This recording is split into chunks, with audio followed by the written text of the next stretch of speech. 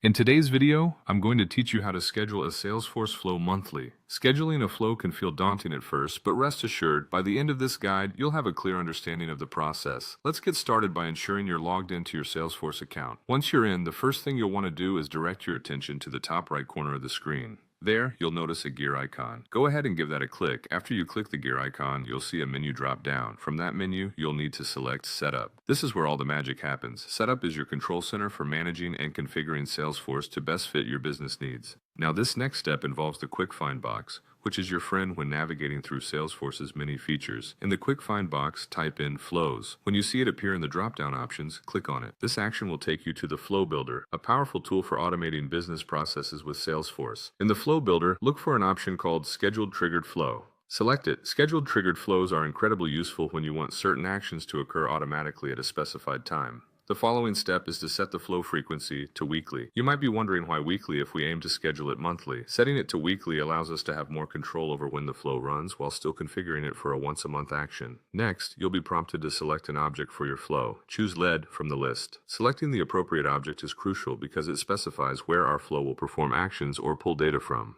After choosing your object, you'll find yourself on the flow canvas. This is your workspace for creating the flow. Here, you want to drag a decision element onto the canvas. Label this decision element as, is it the first of the month? Decision elements enable the flow to evaluate conditions and act accordingly, which is perfect for our monthly scheduling task. Now, within this decision element, you'll need to define a condition that determines whether or not it is the first of the month. This condition is key in our setup. It ensures that the actions we want to perform happen just once a month. Once you've set up your decision logic, it's time to save your flow. Make sure to give it a descriptive name like Monthly Scheduler Flow so you can easily identify it later on. Naming conventions are important for keeping your workflows organized. Finally, after saving, you'll see an option to activate your flow. Activating the flow is the last step and makes everything go live. With activation, your set conditions and actions are ready to run as scheduled. And there you have it. You've now successfully scheduled a Salesforce flow to run monthly. I hope you found this guide helpful and that it makes managing your Salesforce tasks a little bit easier. Thank you for watching.